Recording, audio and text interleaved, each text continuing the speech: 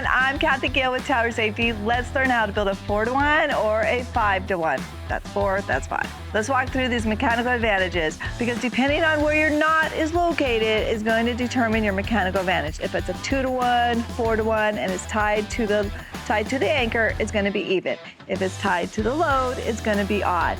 All right, let's go build this. I have a becket and a becket. I'm going to put my knot near my becket. I'm going to build them close together. What I'm going to do is I'm going to take the rope. I'm going to go to bottom side of the pulley, close the gate.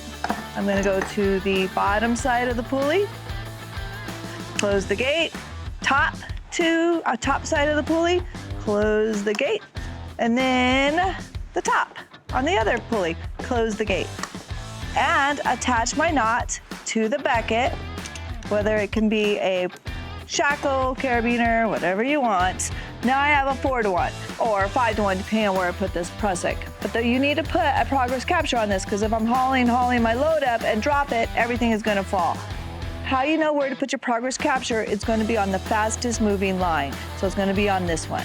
So when you put your prusik on there, and this is 6mm cord, you're gonna go 3 wraps. 1,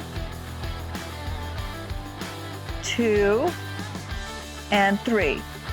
Then you're going to attach it to your top prusik. Make sure it's all dressed and set and neat. There we go. Dress and set it.